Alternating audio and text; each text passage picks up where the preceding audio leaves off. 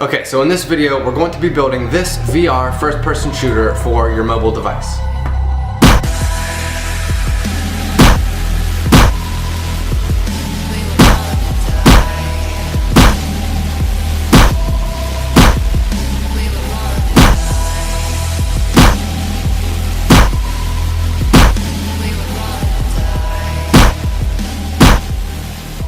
Now, when you're developing for mobile VR, you have to keep in mind that your phone is going to be in one of these headsets here, so you don't have a controller. There exists Bluetooth controllers, but there's really nothing standardized between Android and iOS quite yet. So you can't always assume that anyone's going to have a controller to use. So in this tutorial, we're going to use an auto-fire technique in order to shoot our zombies. So I don't know about everyone else, but I typically learn best through projects. So I'm going to gear this tutorial towards beginners. However, I'm only going to be able to go over all the different material briefly, so you are going to want to do your own research in order to get a better foundation underneath of you. So in order to build this VR game, we're going to use the GoogleVR plugin with the Unity 3D video game engine. That way we can build out to Android phones or iOS phones, and it will work with any Google Cardboard style VR headset or Daydream headset. Now, one other thing to keep in mind when you're building out to iOS, you need to go through a program called Xcode. So you're going to need to download that if you don't have it. A couple people were asking for more information on that, so I'm going to go over that more towards the end of the video. So before we get started, don't forget to subscribe to the channel for more videos like this one, and definitely let me know in the comments what you want to see in the next video. Okay, so to get started, let's get all the boring stuff out of the way first. Let's get everything downloaded that we're going to need. So obviously, if you don't already have Unity 3D, we're going to need that. Go to their website and download the personal edition. It's free. And whenever you're prompted to install the modules for iOS or Android, depending on what phone you want to use to build out to, make sure you install those modules. So Android, install Android. iOS, install iOS. Also, while we're doing this, if you're going to build out to iOS, you're also going to need Xcode. So make sure you download Xcode as well. It's a lengthy download, but you're going to need it in order to build out to your iPhone. So beyond that, we're going to need the GoogleVR SDK for Unity. So go to this website here. I'll put a link to this in the description, but download the GoogleVR SDK here. Also, I'll put a link to my website. Go to my website and I have some game assets that we're going to need. I'll organize everything into a game asset folder here, so download that, and then also click on this link. You're going to need to make a blend swap account and sign up for blend swap, and then download this gun here, N3RV. Once all that stuff's downloaded, you should have these three things on your desktop here. So with that, open up Unity and let's start a new project. You can call it whatever you want, but I'm going to call it VR Test. Okay, first let's get everything into our assets folder. So drag the game assets into Unity, drag in the Google VR for Unity package,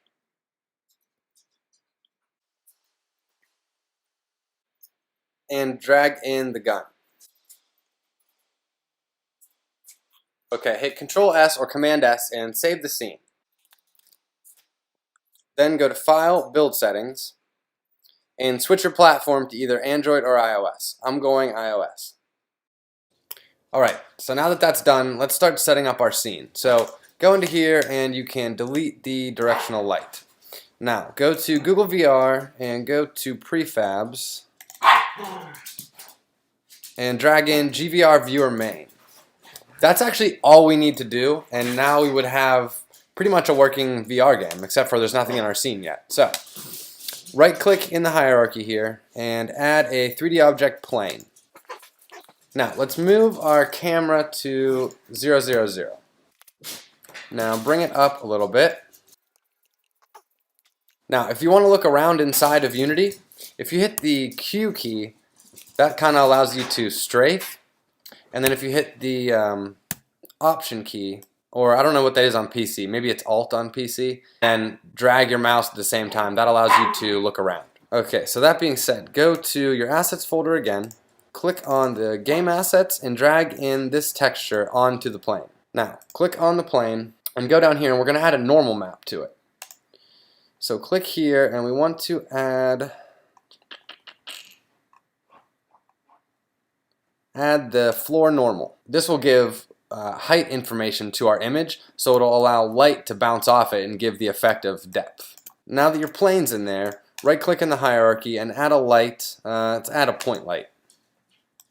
And just bring that up a little bit there.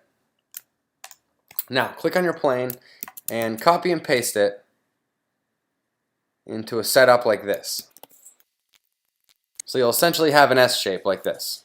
So now we need to create our walls. So right click in the hierarchy again here and create another plane.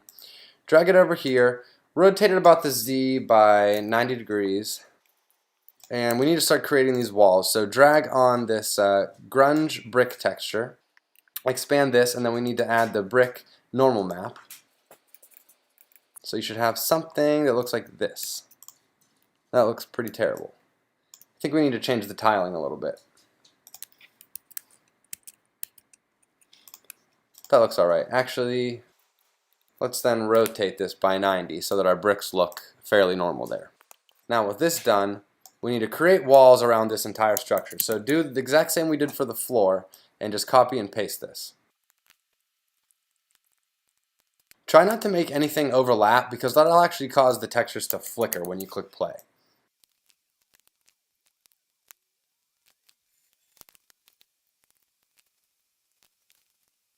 Now we can click play to make sure everything looks okay. This will take us into the game view. If you hold Alt or Option and the mouse, you can start to look around. Alright, so everything looks okay there. Now let's add a ceiling. We should be able to hit Control or Command and copy all of these floor planes and then hit copy and paste and drag this up, and then we actually have to, since it's a single-sided shader, we have to flip it around.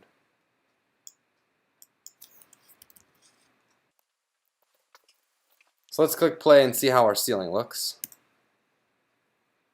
Alright, everything looks alright.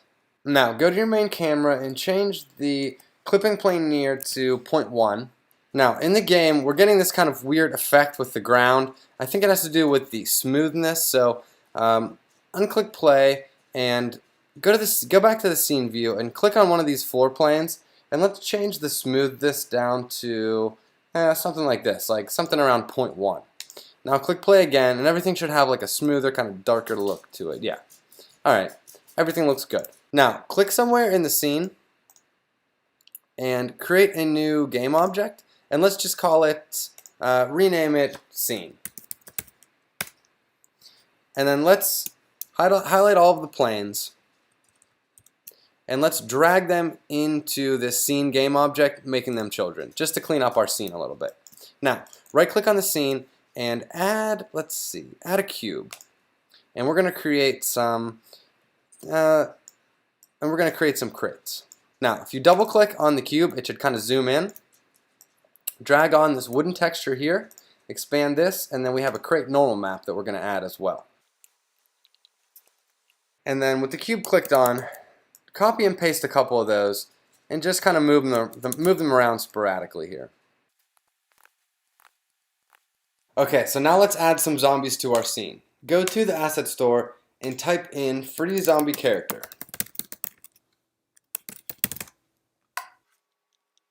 We're going to want to grab this one here and import that.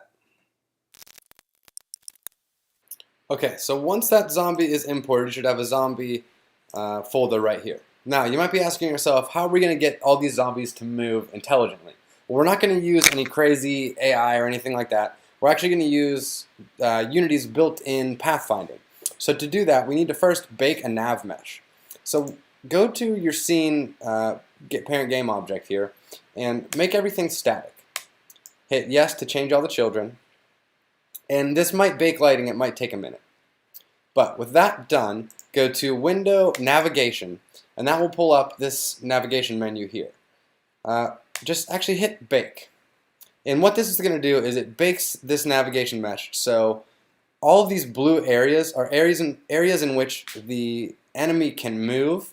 If you'll notice, there's no blue around the cubes, so that the zombies, in our case, will actually walk around and avoid those cubes. Now, if we just place a zombie in there, it's not going to actually move. We need to set a destination for the NavMesh agent. The NavMesh agent is going to be our zombie, and the destination is going to be our camera. We're going to set that relationship in code later. For now, let's just add our zombie to the scene and get everything set up. So, go back to your inspector and go to zombie, click on model, and find Z walk. go to the inspector here, under rig, animation type, change it to legacy. Now do the same for, we're going to actually do this for the fall back as well, because we're going to need the fall back animation that's in there. Now, drag this zombie into the scene. First we can remove this animator component. Add a component, animation. And let's rename it zombie. And it's going to be asking for an animation clip. So expand this zombie here, and let's drag in the walk animation. And then close this and go to zombie fall and drag in the back fall animation. That should add both there. Okay, now let's add our navmesh agent. So go to add component and put navmesh agent. And let's set the stopping distance to 3. So change this from 0 to 3. So now we can minimize these and add another component, add a capsule collider. Now double click your zombie, that'll zoom you in. And you can do this really however you want, but I am going to move this collider up to just the zombie's head. This is where we're going to detect collisions from a bullet that we're going to fire from a gun. So to make this a little bit more difficult, you can make the collider as big as you want, but I'm going to just pretty much make it the size of the head. That way you have to shoot the zombie in the head for it to die. Alright, so that looks about good there.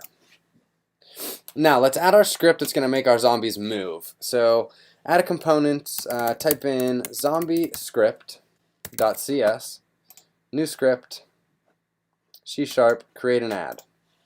We might need to remove the .cs. So just type in zombie script, create an add. Double click on this, and I'm going to put a link in the description, but go to my website, and under zombiescript.cs, copy and paste all of this code here. Hit Command S to save it, and let's test it out. So let's go back to our scene and grab our zombie,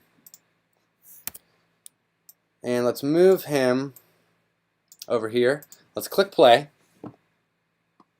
and go back to the scene view, and you'll see him moving towards the camera. Okay, so that was good, except for I don't like how fast he was going. So let's set the speed to 1, see what that looks like.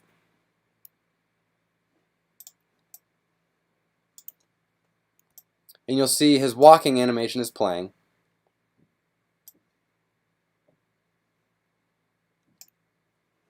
Alright, so that looks about good. Now let's go over what this code is doing really quick.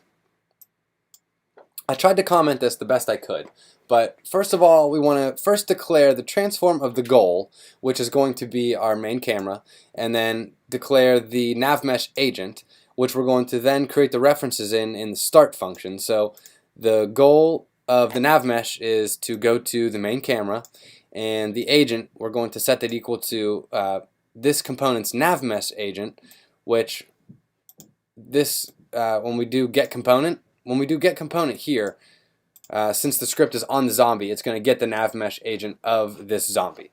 Now next we're going to set the agent's destination to the goal position, which is the position of the main camera, and then we're going to get the animation component walk and play that. So that's why the zombie is now walking.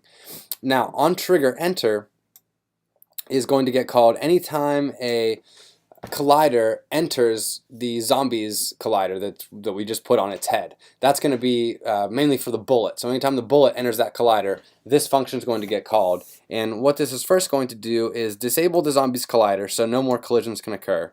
We're going to then destroy the bullet, that's the collision object, and then we're going to stop the zombie from moving forward by setting its destination from the main camera to the zombie's current position. We're going to then stop the walking animation and play that falling back animation, and then we're going to destroy this zombie in 6 seconds. Now we're going to instantiate a new zombie, which is create a new zombie, and we're going to put that at a random set of coordinates. For the X, it's going to be between -12 and 12, and for the Z, it's going to be between -13 and 13. The Y is going to remain constant at 0.01. That just keeps it a little tiny bit off of the ground plane. Now, The only other thing that we need to worry about here is, so we have the zombie agent stopping distance at 3 scene units away from the main camera. What if it's closer than that? Our gun is not going to be able to shoot the zombie. So we have to account for that. So if the zombie gets instantiated, the new one, at a distance of less than or equal to 3 scene units from the main camera, we're going to create a new random set of coordinates until that becomes greater than 3 scene units away from the actual zombie. Okay, now before I forget, go back to your capsule collider and set this to isTrigger. That way that isTrigger function gets called. Go to your, you know what? Right click in your assets folder and create a new folder. We're going to call this resources. This lets you dynamically load things in code from your resources folder. So we're going to drag the zombie in to that folder. That creates a zombie prefab. That way we can actually reload this zombie every time one gets killed. So double click your zombie here and let's just place a couple sporadically around the scene. So we'll start with maybe, I don't know, 3 on each side. Okay, that looks good. Okay, now let's get everything ready for our gun to work. So first we're going to need a bullet. So right click in the hierarchy and create a sphere. Scale this down to 0.1 across the board. And then go back to your assets folder, right click and create a new material. And let's call it bullet mat. And then click on this and change the albedo down to black. And drag this onto the sphere. Well, let's get it out of this zombie's head. That should make the bullet black. Alright, looks like an okay size. Let's rename this bullet. Okay, so the bullet's already got its collider, so let's minimize all these, and we need to add a rigid body for the onTrigger function to work. So add a rigid body and uncheck use gravity. Save the scene and drag this bullet into your resources folder. That'll make a bullet prefab, and then we can delete that from there. Now go to your main camera, and this is basically going to be we're going to consider it our player. So let's add an audio source. And we're going to drag in from our game assets folder that Beretta noise. This is our bullet sound clip. Okay, now we need to get our gun in the scene. So let's go to this N3RV. Find this and drag this into the scene. Expand this, and we actually only want this little guy here. So pull this up out of that gun, break the prefab instance, and we can delete all of this. This is going to be the gun that we're going to use. So we need to reposition this such that we can see it in the scene view. So grab this gun and get it up in front of your camera here. Might have to rotate it here, so it looks like our camera is facing this way. Okay, so now we can see our gun. So if you switch over to the game tab, you can kind of see your gun there, and we can still actually manipulate the gun. So let's rotate it about the Y, maybe a little bit. I had mine at somewhat of an angle. And let's change the X position such that we can see it. Okay, that looks about good. You want the gun to be pointing towards the center of the screen. That is what's ideal. Now let's add an animation component. And let's create a quick gun animation. It will take very little time at all. So with this highlighted, go to animation and let's create one. Let's just call it gun.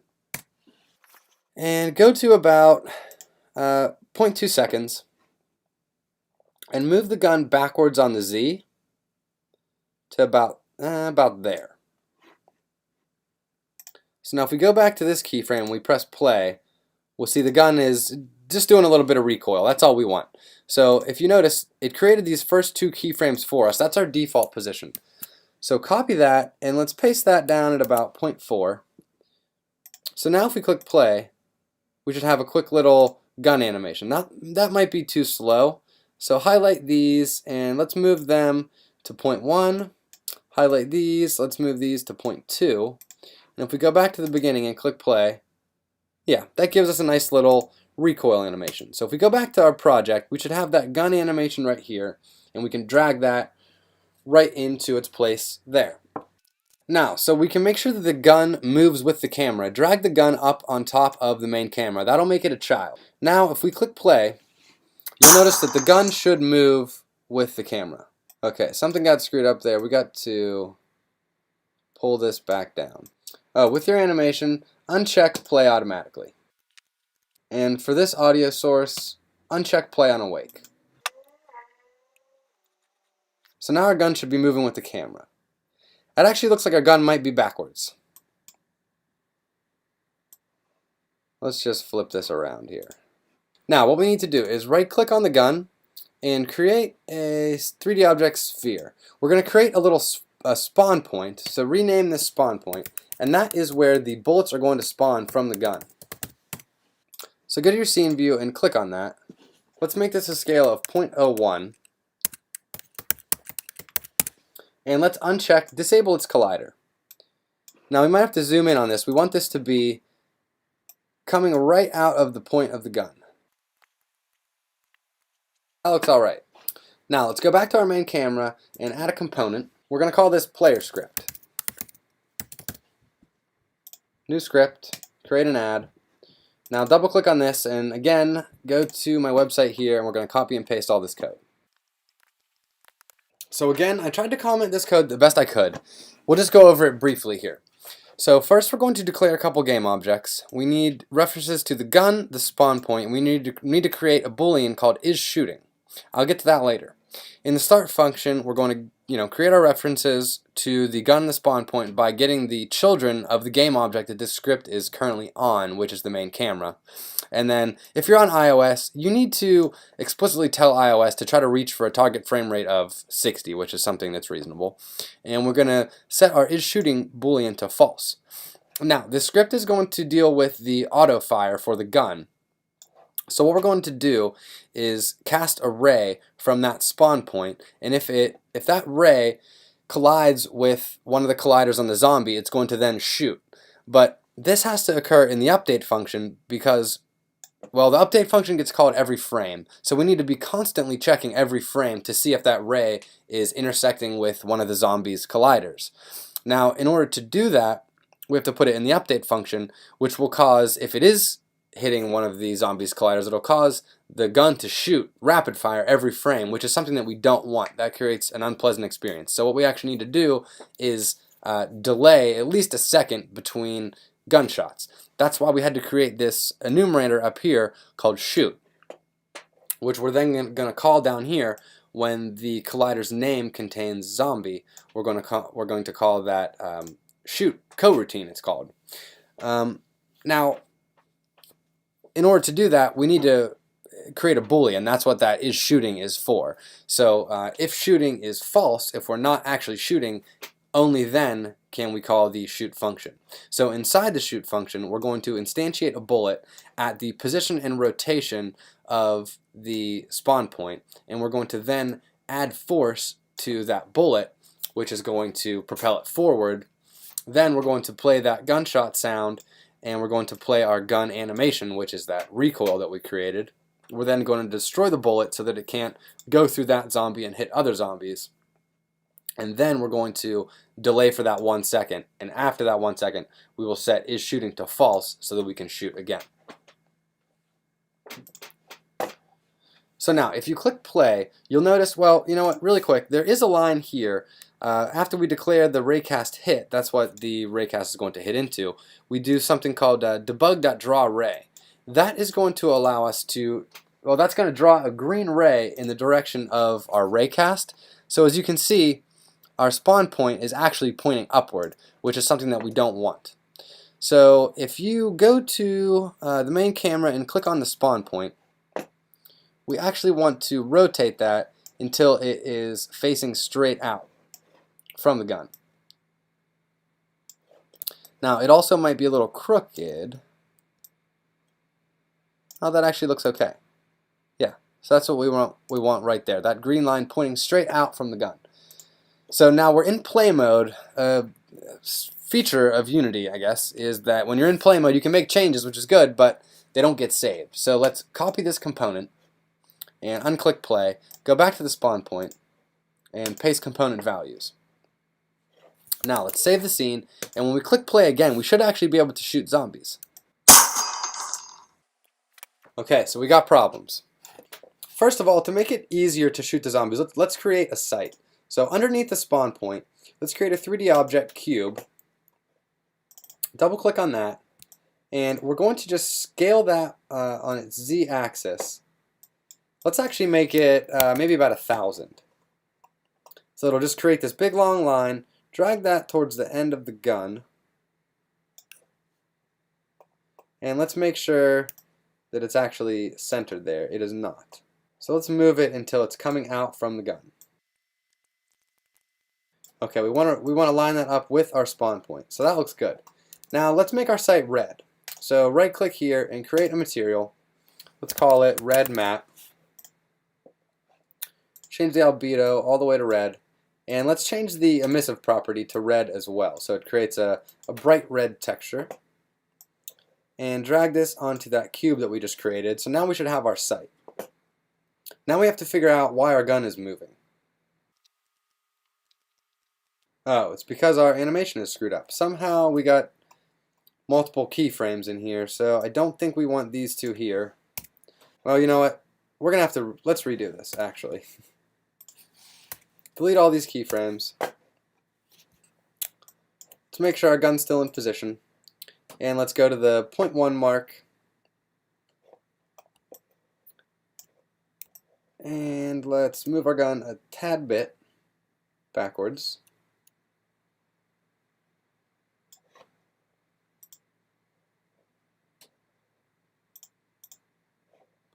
Alright, that looks okay. Copy these keyframes again. And let's check and see what this looks like.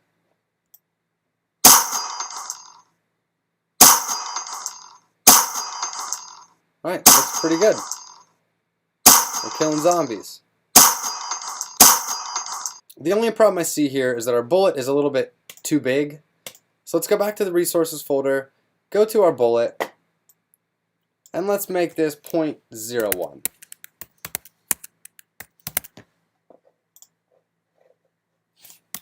Hit Control S, and I believe we're good. Alright, so everything looks good. Now all that's left is to build out to our phone. So if you go to File Build Settings, like I said, if you don't have these modules installed, there'll be buttons here. You're going to have to install these modules for whether or not you want to build out for iOS or Android. I'm building out for iOS. Android should build right out. iOS, you're going to need Xcode. It's a little bit more involved, but before you do build out, at least on iOS, you're going to want to change this bundle identifier to something like com.yourname and then dot the app name. So I'm going to put, FPS test, something like that. And then actually on either iOS, I don't know if you have to do this on iOS, but I'm going to change it to landscape left. I know that when you build out for Android, you do want to change the default orientation to landscape left. So with that, let's build and run. Let's save our file as iOS build. Hit Control Save, and on iOS, this is going to take a little bit, and it's going to bring up Xcode. While this is building, it should be noted that the way that we created that that gun kind of scope or the laser sight, that's probably not the best way to do it. Normally, you can do that in code with something called line render. So, just a side note, if you are going to build a real game, you probably don't want to make a laser sight the way that I just did. Now, all you have to really do in Xcode, if you don't already have a free Apple developer account, you're going to be prompted to sign up for one. So do that. And then the only other thing that you really have to do is choose a team.